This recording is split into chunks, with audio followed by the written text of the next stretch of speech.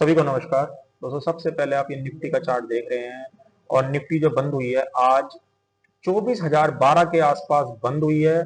देखिए जिस तरीके से निफ्टी कल बंद हुई थी और कल हमारी बात भी हो रही थी कि 23,400 से लेकर 23,800 का एक पावरफुल एग्रेसिव एरिया है, मगर बाजार आज जिस तरीके की न्यूज बाजार के अंदर थी और उस हिसाब से बाजार 23,800 के ऊपर ओपन हुआ और उसी के ऊपर बंद हो गया।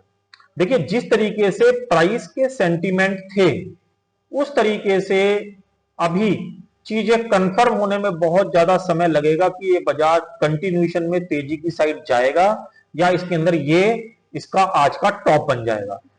कल टीसीएस के रिजल्ट आने हैं, कल इवनिंग में रिजल्ट आएंगे जिसका इंपैक्ट 10 तारीख यानी शुक्रवार में पड़ेगा।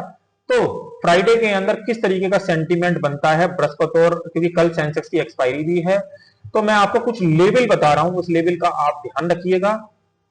देखिए जिस तरीके से बाजार के सेंटीमेंट बंद हुए हैं तो आपको अब जिस तरीके से 23,800 के ऊपर बाजार बहुत इजीली चला गया है, तो दो तीन मैं आपको लेवल बता रहा हूं जो कि लेवल आपको ध्यान रखने हैं। 24,300 से लेकर 24,400 का लास्ट एरिया, इस वाले डाउन ट्रेंड का जो ये डाउन ट्रेंड 26,400 से 22,000 बना है, इसका जो लास्ट एरिया बनता है वो बनता है 24,400, 24,300 और 24,400। अगर ये क्रॉस होता है, ये भी क्रॉस हो जाता है जिसके अंदर केवल यहां से अब 400 पॉइंट का ही डिस्टेंस रह गया है जहां पे अभी मार्केट बंद हुआ है, तो बाजार के अंदर एक नई तेजी की शुरुआत अगेन यहां से हो जाएगी। बट क्योंकि देखिए इतनी बड़ी तेजी, इतनी बड़ी खबर के बाद अब अगले 2 दिन के अंदर बाजार किस तरीके के सेंटीमेंट बनाएगा ये कहना बहुत ज्यादा मुश्किल है, क्योंकि देखिए कुछ स्टेज ऐसे आ जाते हैं कि वहां पे कुछ प्राइस का हिस्सा हमें इग्नोर करना पड़ता है। तो ये 24,000 से लेकर 24,400 का जो एरिया है, टिपिकल एरिया, इसको इग्नोर करना पड़ेगा। जो सही डायरेक्शन मिलेगी वो अब 24,400 के बाद मिलेगी। और नीचे के लिए यदि बात करें ये सेंटीमेंट कब वापस रिवर्स हो जाएगा, तो 23,800 के नीचे यदि बाजार वापस क्लोज हो गया या नीचे सस्टेन कर गया जो कि अभी 24,000 के आसपास है, तो बाजार के सेंटीमेंट जो यहां से यहां ओपन हुए ये सब रिजेक्ट हो जाएंगे और बाजार वापस 23,800 के नीचे सस्टेन होते ही इस वाले गैप को फिल कर देगा और उसके बाद देखेंगे बाजार में किस टाइप के सेंटीमेंट बाजार के अंदर बन रहे हैं। तो ये दो चीजें मैंने आपको बाजार के अंदर बताई कि बाजार यहां से ऊपर की साइड अगर जाएगा तो 24,300 से लेकर 24,400 का मैक्सिमम एरिया बचता है जो कि इसका एक लास्ट एरिया होगा इस वाले डाउन ट्रेंड का जो कि चला। और तेजी के अंदर अगर इसको आना है, रियल तेजी के अंदर आना है, तो ये इसको यहां पे पार कर देगा। तो अब देखते हैं, क्योंकि अभी कहना बहुत ज्यादा मुश्किल है क्योंकि आज के प्राइस में ऐसी कोई चीज अभी तक नहीं है। वो चीज कब कंफर्म होगी, देखिए हम भी कंफर्मेशन का वेट करते हैं प्राइस के अंदर। जब तक प्राइस के अंदर कोई कंफर्मेशन नहीं आता है तब तक कुछ भी कहना मुश्किल हो जाता है।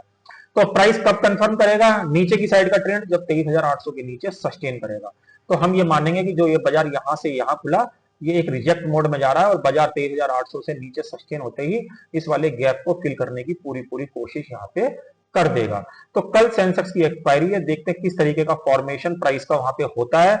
और टीसीएस के रिजल्ट भी आ रहे हैं, यानी आईटी कंपनी की सबसे बड़ी कंपनी टीसीएस के रिजल्ट 9 तारीख को यानी कल आएंगे, तो उसका इंपैक्ट 10 तारीख को यहाँ पे आना है।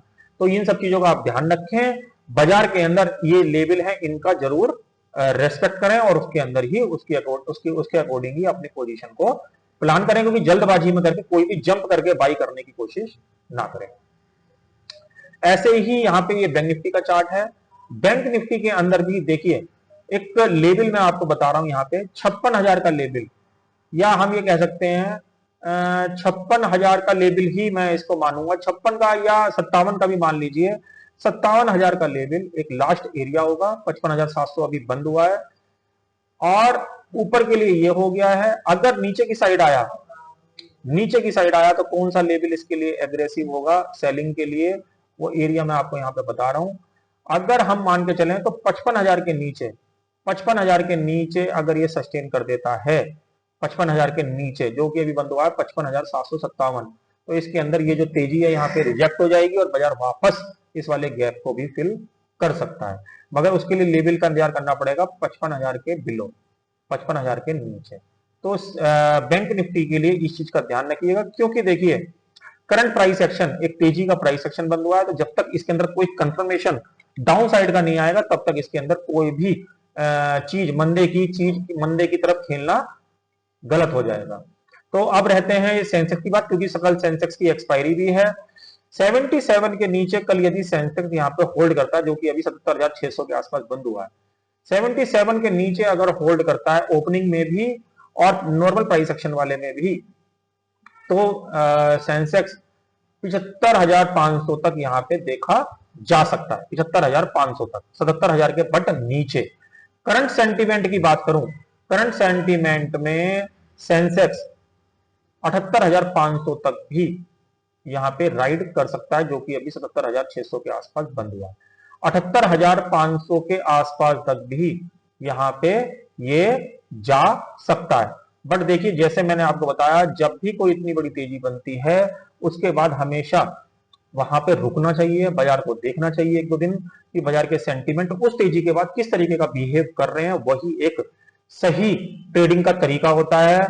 लॉन्ग टाइम इन्वेस्टर के लिए देखिए, लॉन्ग टाइम इन्वेस्टर के लिए यही सलाह रहेगी कि अगर फ्रेश बाइंग कर रहे हैं तो यहां पे थोड़ा सा रुक जाएं और बाजार को एक दो दिन देख लें, ताकि बाजार अपने को प्रूफ कर सके कि ये जो बाजार में तेजी बनी है ये ट्रैप है या बाजार के अंदर रियल तेजी है। जैसे मैंने आपको विद लेवल बताया कि बाजार के अंदर ये तेजी तब रिजेक्ट हो जाएगी जब सेंसेक्स निफ्टी और बैंक निफ्टी के अंदर वो लेवल कट जाएंगे। तो आशा करता हूं ये जो यूजफुल लेवल्स मैंने आपके साथ डिस्कस किए, ये कल की एक्सपायरी में कहीं ना कहीं आपके काम आएंगे। ऐसे नॉलेज भरे वीडियो के साथ कल फिर मिलेंगे, तब तक के लिए ओम नमो भगवते वासुदेवाय नमः।